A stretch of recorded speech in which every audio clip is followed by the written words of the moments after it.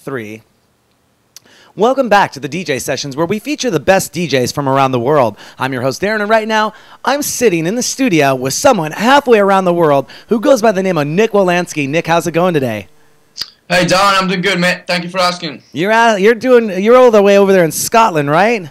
Yeah, sure am, bro. Man, well, how's the weather there today? We're in Seattle. It's great over here. Alright, the weather here, mate, it sucks like always. It's always raining. Hey, that's what they say about Seattle, too, but you get used to it. So we're going to be interviewing you today. We're going to jump right into some interview questions. You are a well-respected DJ in the global house scene, but you have another career going on. Can you tell us more about that? Sure thing, man. Yeah, my second job, I work in the adult film industry. So, I guess as a porn star, is the correct terminology. Did this for around 10 years now, but this year I've been looking at merging the two mediums together, putting the sex stuff alongside my house music, which is a bit of a fresh concept. You know what makes me think of that idea? It takes me back to an interview I had with Benny Benassi back in the mid-2000s, and his video "Who's Your Daddy" just came out. Yeah. And did you get any inspiration from Benny Benassi back in the day to come up with this idea? Well, I'm not sure if there's probably what year would that have been? I think it was 2006. 2006. Let me see. 86. 2006. I'm not sure I actually heard that video, dude. I saw that one. Maybe I'll need to check it out. But I can't say with Benny Benassi being a fellow Italian like myself, it doesn't surprise me. He's going down that dirty little road. It Nice. seems to be in Italian's bloodstream. and so how are you going to actually combine your adult career with the music? How are you looking to do that?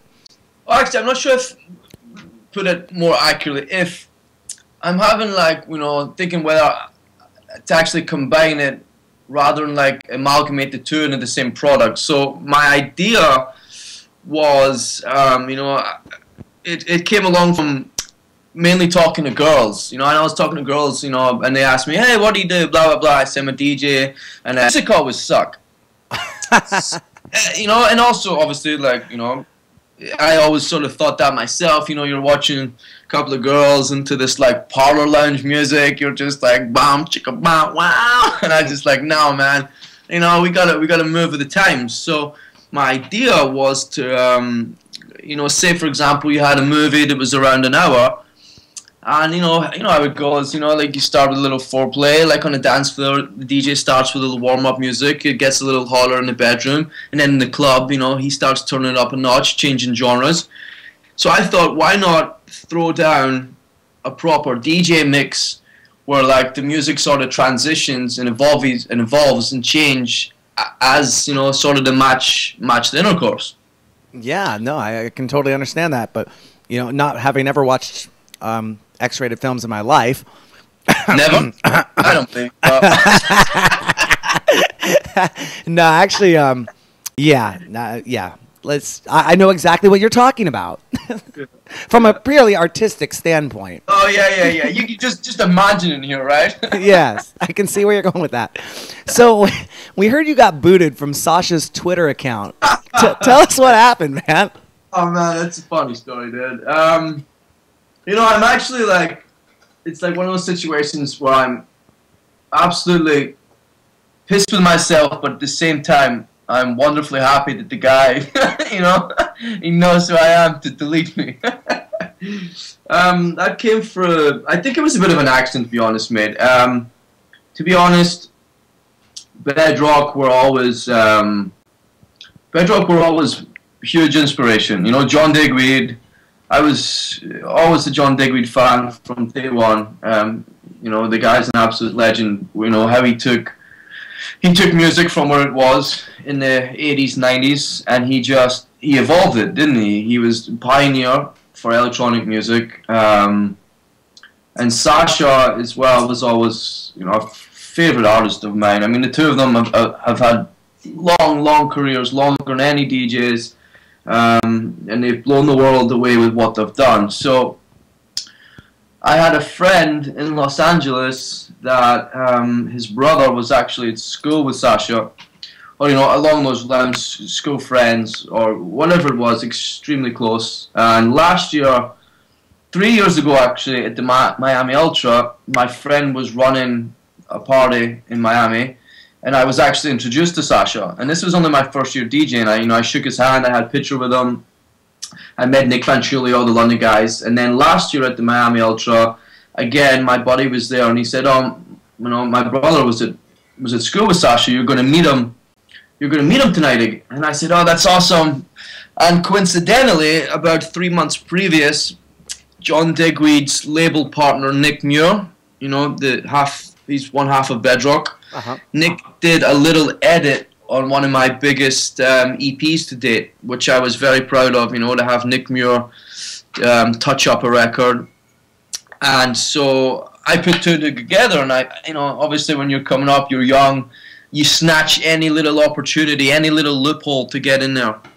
And I thought, wow, that'll be cool. I'll meet Sasha. I'm going to give him this record that Nick did. And, in my head, I thought he's love it. Maybe they'll play it. Maybe they'll sign it.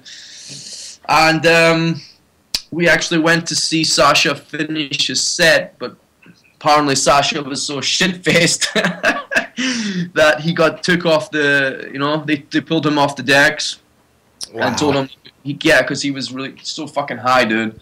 That was a big letdown because I was very excited to see him. I guess everybody was, and maybe he played for a little bit, and then no, he just came off, and then inside information 10 minutes later, because of who I was friends with, they said no, Sasha's too high to play.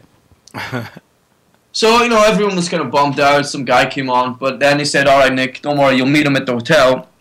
And then I met him. Ed sort of took me up, and for some reason, he said to Ed that I scared him. What, you scared him? Yeah, because I tried to give him a hug, and I give him this CD, and I was like, hey, dude, I met you a couple of years ago, and it was just very friendly, but apparently, obviously, in his current state of mind, man, the guy was like fucking, thought I wanted to fight him or some shit, and then that was it. He publicly told me to go fuck myself. He called me a bedrock troll on my Twitter. I think I posted after that incident. I was literally like, oh, all right, man, whatever. The guy's fucked up and high. I think I went home and posted a download link of the Nick Muir, Nick Wolanski original mix on Sasha's official Twitter. And then I think 2 hours later, I saw my email. Oh, Sasha tweeted you back. I was all excited. And I'm like, yeah, Sasha's tweeting me, man. He's got the record. And it said, go fuck yourself, you bedrock troll. Wow. And that was the end of that.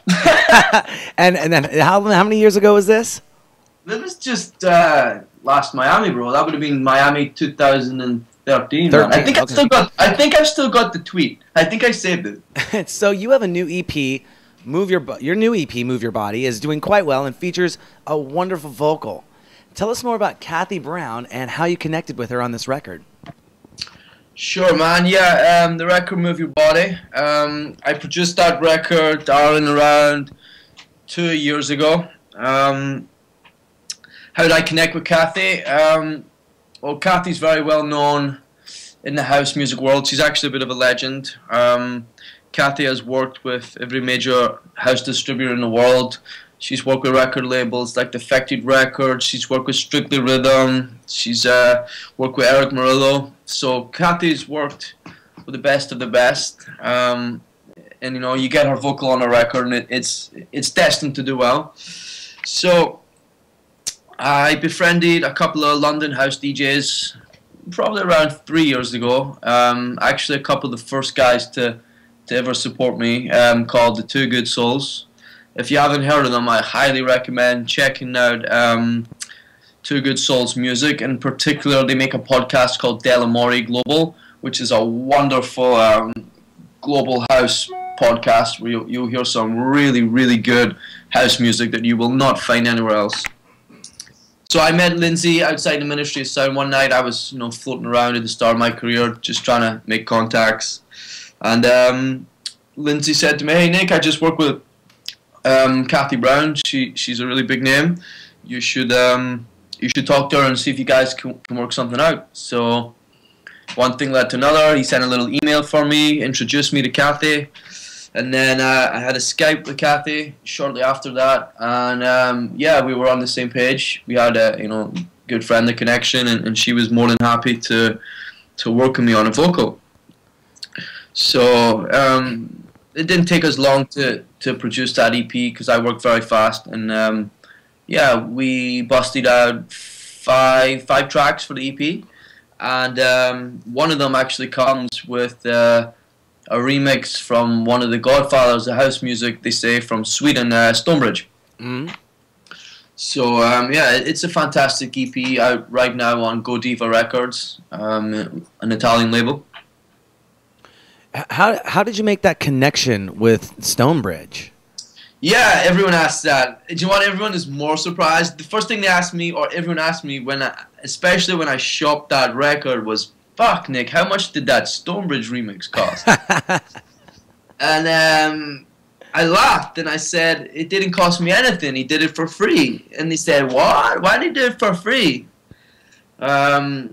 So yeah, I just, Darren, the way I am in this industry, and just like my personality, I think there's a lot of artists, they're too shy, like they don't seize the moment and reach out and just take risks. And one of the things that I always took chances with was I just reached out to the best of the best. I didn't wait to build my name and think, oh, this person or this artist is too good, for me to communicate with right now. Mm-hmm.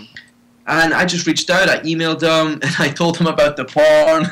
And to be honest, mate, I mean, that's a big hook for me, especially when I talk to... I'm sure it's really big for you. It's a massive hook, dude.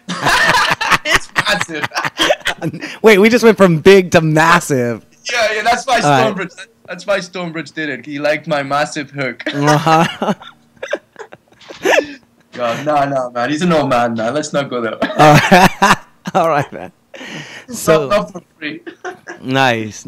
So yeah, Stonebridge. I told him what I was doing, and he thought I was cool. He said that I reminded him of himself when he was my age. The way I was very aggressive, in the way that I just took opportunities and reached out, and he just really digged what I was doing. And of course, a lot of top artists, important artists, they're older, they're men.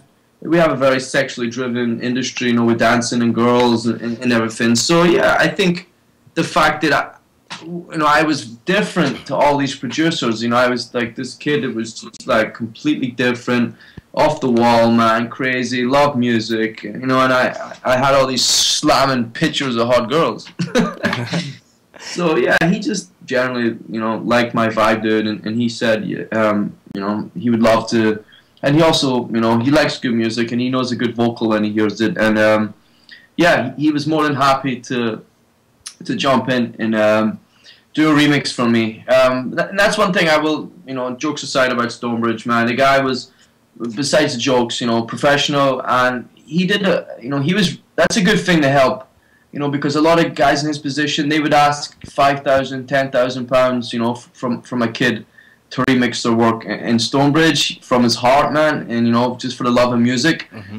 He reached out and he did me a remix, and I'm ever thankful for the guy for putting his name on my records. No, that's an awesome story, man. Awesome. You mentioned something during that, though, that this industry is a sort of sexually active driven industry. You mentioned the girls and the dancing and the music, and you're in the moment. What's the most adult thing you've ever done behind the turntables? Well, I had full hardcore sexing when I was DJing is the answer to that. I was, right about the time I started to DJ, I was working with one of Europe's leading producers of pornography called Harmony. And Harmony were throwing their yearly orgy. Nice. To put it quite straight, they were throwing a big old gangbang. And I was DJing, the director and the owner of the company, they knew that I DJed, and they said, "Hey Nick, every year we throw this party, we video everything. and it all goes live and it gets sold. So we have an issue that we can't just play anyone's music. Do you know what I mean? They couldn't just play. They can't just pick up. I know exactly what you're talking about. I'm dealing with that with ASCAP and BMI and C-SCAN and everyone right now. They can't just start playing, you know, Afrojack or flaming like Calvin Harris music on pornography. So they said, we have to play this shitty little jingle every single year, Nick. We have to like play the same crap. And this year the party was at a really swanky club in London. I forget the name of it, but it was like one of these Mayfair, you know, type venues, very upmarket. And he said, you know, they got a great DJ set up. Would you mind? We had this idea if you could DJ live properly and play all your own music, so that we don't have any licensing issues, and if you were able to do, you know, a scene at the same time. So I was like, yeah. I was like, I'd give that a go. So yeah, I had to basically I had to have sex with a couple of girls at the same time as I was spinning discs. So that's probably, the most hardcore adult thing I've done behind the DJ decks, for sure. Now I have hundreds of hours of DJs playing on my show over the past 5 years.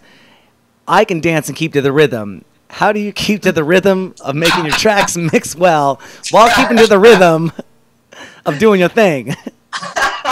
It's just in my blood, dude. I don't know how I managed it. I don't know, man. To be honest, like, it's, you know, I think anyone that's ever had sex, it sort of shuts the mind off, doesn't it? And it's funny that you wouldn't think that, like, because it's so pleasurable, that you would be able to focus on something, but I think, you know, the way it's sort of, you can focus. It's, you know, it's quite an unusual statement, that, but yeah, I just found that, you know, the girls were great. I knew them. They were friends. You know, I was pretty drunk, and it all just, I had my reservations, like you just said, before I started, but then it just clicked, man, and yeah, it was awesome. And the next thing you know, there's 500,000 downloads of it on the internet. There you go. So, do you feel people should be more open about their sexuality? And you've toured over in the States, right? Have you been over the States? Yeah. And you've played you played out of England and stuff. But you know, how is it sexually, and are people more open sexually around the world than in the States? And do you feel they should be more open? I lived in the U.S. on and off because, you know, my visa issues, and I moved to LA. I moved to Los Angeles at 18 years old, and, you know, that was like, it was a huge, awakening to me as a person to see, like, just how the world worked, especially in Hollywood. I mean, I think, you know, for the entire population of the world that's never been to LA and Hollywood, they have this idea of how it functions and what it's like, and of course I had the same. And then when you move there, it doesn't only like shatter these perceptions and ideas that you had of Hollywood, but it absolutely shatters, for me in specific, it shattered like every like idea I had of the whole entertainment industry. Mm-hmm. It's not a nice place, which I'll touch on that in a little bit. But back to your question, yeah, I think people need to chill out, you know, with like sexuality nowadays. I think I'm quite into the psychology now of like what I do, and for me it moved past like sex on like a, you know, a basic level to I actually, you know, began to really want to investigate the psychology of it, and you know, almost on a scientific level, because it's not something that's openly looked at because it is so repressed. And I would say America is, because it's, you know, it's more of a Christian, you know, Christian founded country. Mm-hmm. That, yeah, I'd say the repression in the US is a lot worse than around the world. I think Europe's very open-minded, where like people don't really care what you are, your sexuality, and it's not even generally a question that I'm asked in Europe. I tend to find that like you go to America and people are always throwing down these questions: oh, are you gay, are you straight, are you bi, you know? But I would say that past that huge like repression that America has, it was quite back to front. I think people like to pretend, you know, like they play this sort of oh, everything's repressed, we're not interested, it's disgusting. And then behind closed doors, it's a different story. I mean, and I could talk for a long time on, you know, like the whole way that the scenario entertainment operates out there, and it's all sexually driven. So yeah, I think we're at a time now where, like, especially for our kids and children, that 2014, that's something that's like a very basic human. It's a very basic human instinct and element, and I think it just needs you know, it needs more openness, so like younger generation aren't confused anymore, and yeah, I think people need to be more open-minded for sure. Okay. Yeah, no, I totally understand. I know what you mean.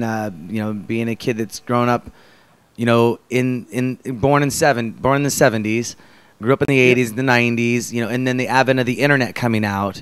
You know, and moving to that information age, you know, it's definitely made it easily accessible to open a lot more doors, so people aren't so afraid of doing things. And you know, now you have live video cameras that I know nothing about.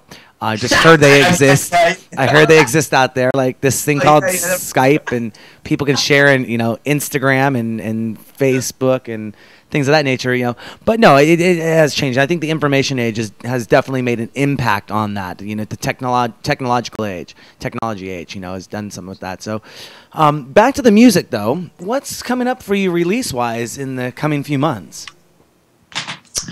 Go, man. Yeah, we got a lot going on.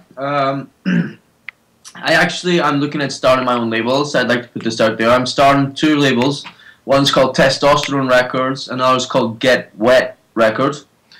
And I sort of decided, you know, like Testosterone will release more high octane, a little more probably male music, like, you know, music a little geared towards, you know, a male audience. And Get Wet Records is as it sounds.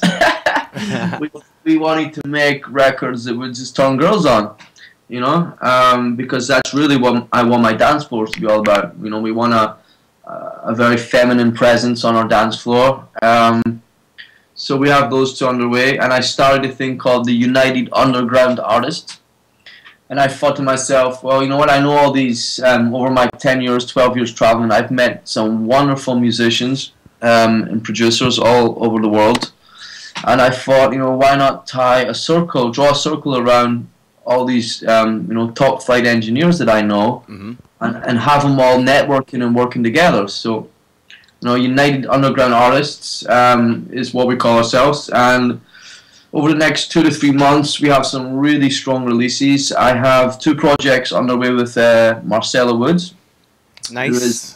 Marcella is the sister of UK trance legend Michael Woods. You know, he makes some cracking tunes. So I hooked up with Marcella on Facebook, and you know, we really liked each other's vibe.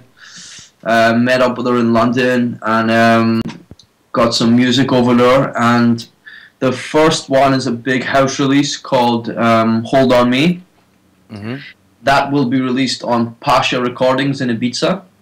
So I'm really happy about this one. I've been trying to sign something to Pasha probably for 2 years now, and you know, they loved this record. So we have 5 massive mixes on that. The second track I produced, Marcella, was called Never Be Lonely, and that's more of a main room anthem. It's very powerful, amazing vocal. It has, you know, huge synths. It's a big room sound, and that should be out.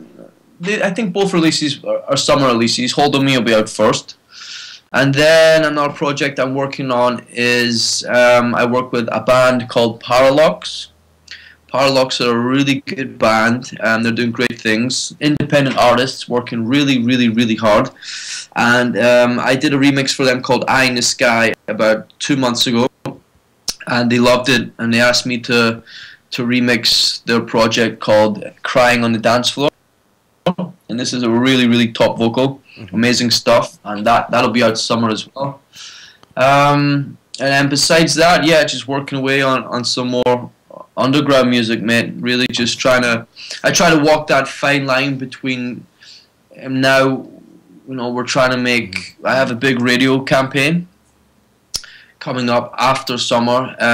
It's all guns blazing sort of on this project where, you know, I hooked up with some of the UK's top radio pluggers, and they were going to help me remix and get everything to get my sound, one part of my sound at least, suitable for complete UK dance radio play. Awesome. Hey, Nick, you know, I was just wondering, where can people find out more of this information about you online? Dude, you can go online, you can check them. People can add me on my Facebook. I love to hear from my fans, just on Nick Wolanski. And you got my website as well. It's just freshly been built. And actually on the website, people can sign in, leave their names so that we can contact them. And once the new movie productions and new productions musically, once everything gets up and running, people can start to you know, buy all the material and products. So you got my website, nickwolanski.com. You have my Twitter, again, Nick Wolanski. I mean, generally, dude, you can just jump on Google and hit Nick Wolanski, and you know, I've been working in entertainment for 12 years, so it's really not difficult to find my stuff. You got Beatport, SoundCloud, but everything is under my real name, Nick Wolanski. And that's NickWolanski.